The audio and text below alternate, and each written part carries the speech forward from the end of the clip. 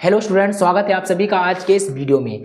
आज के इस हम वीडियो में सीखेंगे कि पतले लेंस के लिए न्यूटन का सूत्र। ये जो सूत्र है ये यूपी बोर्ड की परीक्षा की दृष्टि से इम्पॉर्टेंट क्वेश्चन है और ये हर साल 2, 3 या 5 नंबर में पूछा जाता है। तो चलिए यहाँ पर हम इसकी शुरुआत करते हैं एकदम शानदार तरीके से, और इसमें हम सबसे पहले इसके फिगर को आसान शब्दों में एकदम समझेंगे। तो यहाँ पर आप लोगों को सबसे पहले क्या करना है, एक पतले उत्तल लेंस को ले लेना है। तो जैसा कि यहाँ पर आप देख सकते हैं, ये हमने क्या ले लिया, एक पतला उत्तल लेंस ले लिया। अब इसका हम क्या खींचेंगे, मुख्य अक्ष खींच देंगे। तो ये इस लेंस का क्या हो गया, मुख्य अक्ष हो गया। अब आप लोग जानते होंगे, क्या जानते हैं, यहाँ पर देखना अभी, यहाँ पर देखिए ये जो बिंदु होता है ये आपने पढ़ा होगा, इसे कहते हैं लेंस का प्रकाशीय केंद्र सी। तो ये हो गया लेंस का प्रकाशीय केंद्र सी। अब देखिए इस लेंस में क्या होता है कि इधर की तरफ एक फोकस होता है जिसको हम लोग f(1) से प्रदर्शित करते हैं, मतलब इस लेंस का प्रथम फोकस f1। सेम इसी प्रकार इधर की साइड में एक फोकस इसका होता है जिसको प्रदर्शित करते हैं f2, मतलब लेंस का द्वितीय फोकस। अब आप लोगों को यहाँ पर क्या करना है कि इस लेंस की सहायता से न्यूटन का सूत्र प्राप्त करना है। तो उस न्यूटन के सूत्र को प्राप्त करने के लिए आपको क्या करना होगा कि इसके फोकस से पहले एक इसके मुख्य अक्ष पर एक वस्तु को रखना पड़ेगा। तो यहाँ पर हमने क्या किया, इसके फोकस से पहले एक मुख्य अक्ष पर एक लंबवत वस्तु को रखा है और उस वस्तु का हमने नाम दे दिया AB। अब देखिए क्या होता है कि जब कोई वस्तु मुख्य अक्ष के लंबवत पर मुख्य फोकस पर रखी होती है तो वहाँ से हम मान लेते हैं कि एक प्रकाश की किरण जो है वो मुख्य अक्ष के समांतर जाती है। तो ये हमने मान लिया एक प्रकाश की किरण थी, वो मुख्य अक्ष के समांतर गई। तो आपने एक रूल को पढ़ा होगा, एक नियम को पढ़ा होगा कि जब कोई प्रकाश की किरण लेंस के मुख्य अक्ष के समांतर जाती है तो वो प्रकाश की किरण लेंस के अपवर्तन के पश्चात द्वितीय फोकस से होकर गुजर जाती है। तो ये प्रकाश की किरण लेंस के अपवर्तन के पश्चात द्वितीय फोकस से होकर गुजर जाएगी। अब यहाँ पर हम एक दूसरी प्रकाश की किरण को मान लेते हैं कि इस लेंस के प्रथम फोकस से होकर के जाती है। तो यहाँ पर ये जो प्रकाश की किरण है ये लेंस के प्रथम फोकस से होकर के जाती है। तो जब कोई प्रकाश की किरण लेंस के प्रथम फोकस से होकर जाती है तो लेंस के अपवर्तन के पश्चात मुख्य अक्ष के क्या हो जाती है, समांतर हो जाती है। जैसा कि आप यहाँ पर देख रहे होंगे कि ये प्रकाश की किरण लेंस के मुख्य अक्ष के समांतर हो गई अपवर्तन के पश्चात। अब दोनों ये अपवर्तित किरणें जिस बिंदु पर मिलेंगी वहाँ पर ये दोनों अपवर्तित किरणें जिस बिंदु पर एक दूसरे को काटती हैं वहीं पर इस वस्तु का एक प्रतिबिंब प्राप्त होता है जिसका हमने नाम दे दिया A', B'। ओके, इतना तो क्लियर हो गया होगा। अब यहाँ पर देखिए मान लेते हैं कि प्रथम फोकस से इसकी जो दूरी है उस दूरी को मान लेते हैं, प्रथम फोकस की दूरी को f1, ये इस तरह से। और ये देखिए इसका द्वितीय फोकस था, तो द्वितीय फोकस से हम मान लेते हैं इस लेंस की जो द्वितीय फोकस दूरी है वो हम कितना मान लेते हैं, f2 मान लेते हैं। प्रथम फोकस से इस वस्तु की दूरी को x1 मान लेना है। तो यहाँ पर हमने प्रथम फोकस से इस वस्तु की दूरी को x1 मान लिया और इसके द्वितीय फोकस से ये जो प्रतिबिंब बना हुआ है इसकी दूरी को हम कितना मानेंगे, x2 मान लेंगे। और यहाँ पर देखिए हम इस बिंदु का नाम दे देते हैं, ये जो बिंदु है P और यहाँ पर ये जो बिंदु है इस बिंदु का हमने नाम दे दिया R। इतना तो आप लोगों को चित्र में समझ में आ गया होगा। अब हम क्या करेंगे, इसके डेरिवेशन को करेंगे। तो डेरिवेशन को करने से पहले आप लोगों को इसके बारे में लिखना होता है। तो आप लोग यहाँ पर क्या लिखेंगे, देखो यहाँ पर हम मानेंगे क्या लिखना है, सबसे पहले कि माना एक पतला उत्तल लेंस है जिसकी फोकस दूरियां क्रमशः f1 व f2 हैं तथा प्रकाशीय केंद्र C है। या आप ऐसे लिख सकते हो कि माना एक पतला उत्तल लेंस, यहाँ पर इसका नाम दे दें अगर L, तो आप लोग कैसे लिखोगे कि माना एक पतला उत्तल लेंस L है जिसका प्रकाशीय केंद्र C, प्रथम फोकस f1 तथा द्वितीय फोकस f2 है, जिसकी फोकस दूरियां क्रमशः f1 व f2 हैं। इस लेंस से सामने कोई एक वस्तु ए बी रखी है जिसका प्रतिबिंब ए डैश बी डैश बनता है। आप लोगों को यहाँ पर इतना लिख लेना है। ओके, अब यहाँ पर हम क्या करेंगे, इसके डेरिवेशन को करेंगे। तो उसके लिए यहाँ पर आप लोग ध्यान से देखना, क्या आप लोगों को यहाँ पर देखना है। सबसे पहले आप लोगों को देखिए दो त्रिभुज दिख रहे हैं। कौन कौन से? एक त्रिभुज दिख रहा है ए बी एफ वन, तो यहाँ पर लिखेंगे त्रिभुज ए बी एफ वन तथा उसके बाद में देखिए इसी के साथ में एक नीचे की ओर त्रिभुज बनना है Q C F one, Q C F one. तो यहाँ पर लिखेंगे तथा त्रिभुज क्यू सी एफ वन, तो हो जाएगा क्यू सी एफ वन। अब ये दोनों त्रिभुज एक दूसरे के कैसे हैं? समरूप हैं। तो यहाँ पर लिखेंगे समरूप त्रिभुज हैं।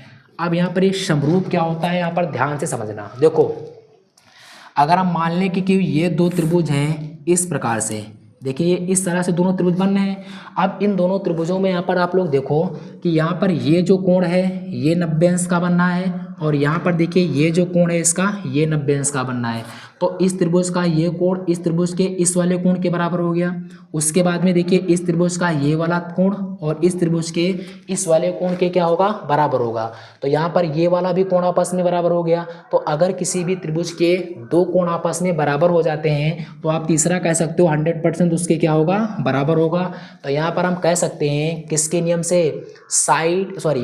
कोण समरूपता से ये दोनों त्रिभुज आपस में कैसे होंगे? समरूप होंगे।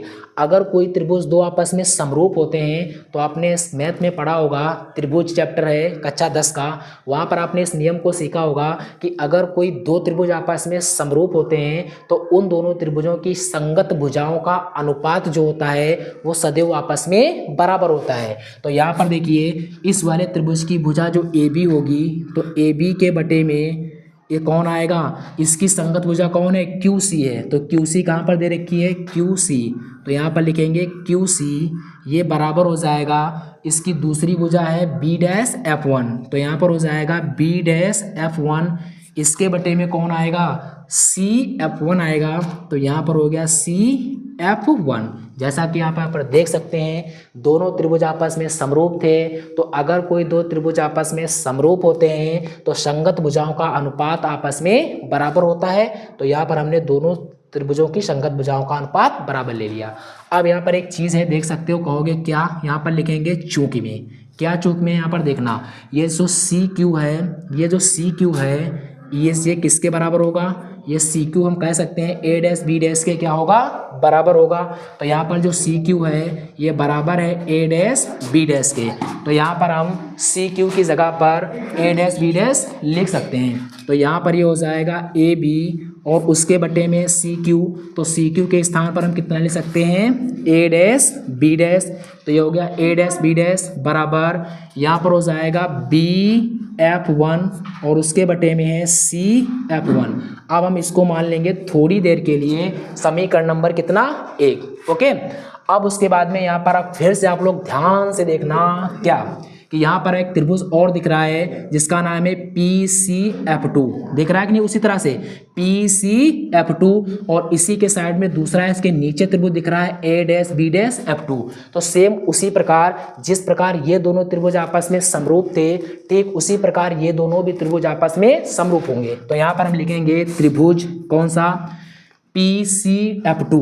तो त्रिभुज पी सी एफ टू तथा त्रिभुज A dash B dash F two, A dash B dash F two, ये भी कैसे त्रिभुज हैं? समरूप त्रिभुज हैं। तो ये भी दोनों आपस में समरूप त्रिभुज हैं। तो यहाँ पर हम कह सकते हैं कि इन दोनों त्रिभुजों की संगत भुजाओं का अनुपात भी आपस में क्या होगा? बराबर होगा। तो यहाँ पर हम कह सकते हैं पीसी जो भुजा है उसके बटे में कौन आएगा? ए डैश बी डैश आएगा। देख सकते हैं आप, ये जो पीसी है इसके संगत कौन है? ए डैश बी डैश है। तो पीसी के बटे में ए डैश बी डैश आ गया। ये किसके बराबर होगा? ये बराबर होगा सी एफ टू के बटे में बी डैश F2 के। यहाँ पर देख सकते हैं जो CF2 है इसके बटे में आएगा B डैश F2। अब यहाँ पर एक बार फिर से देखना क्या है कि ये जो PC है, कौन सी भुजा PC है, इसको हम कह सकते हैं PC जो है वो AB के क्या होगी, बराबर होगी। क्यों? क्योंकि ये दोनों रेखाएं एक दूसरे के समांतर हैं, तो समांतर हैं तो ये वाली भुजा इसके बराबर हो जाएगी। तो PC किसके बराबर होगा, AB के। तो यहाँ पर आप चूंकि में इसको इस तरह से लिख सकते हैं, तो हम PC की जगह पर यहाँ पर AB पुट कर सकते हैं। तो PC की जगह पर हो जाएगा AB और उसके बटे में हो जाएगा A डैश B डैश और बराबर में किसका है, ये है CF2 और बटे में है यहाँ पर B डैश F2। अब हम इसको मान लेंगे समीकरण नंबर कितना, 2। अब आप लोग यहाँ पर ध्यान से देखना, समीकरण फर्स्ट में जो इधर का पोर्शन है, समीकरण सेकंड में जो इधर का पोर्शन है, ये दोनों आपस में क्या है, बराबर है। तो जब दोनों समीकरणों को आपस में हल करेंगे तो ये दोनों हट जाएंगे, इसके बराबर ये हो जाएगा। तो यहाँ पर लिखेंगे समीकरण फर्स्ट व सेकंड से।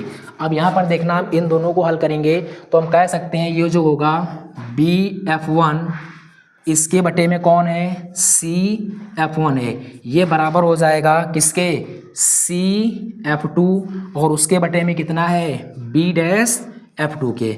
ओके, इतना तो समझ में आया होगा। क्यों देखना, क्योंकि ये दोनों पोर्शन दोनों एक साइड के इस समीकरण का और इस समीकरण का दोनों आपस में बराबर हैं, तो इसके स्थान पर ये है तो इसके स्थान पर हम इसको लिख सकते हैं, जैसा कि आप यहाँ पर देख सकते हैं।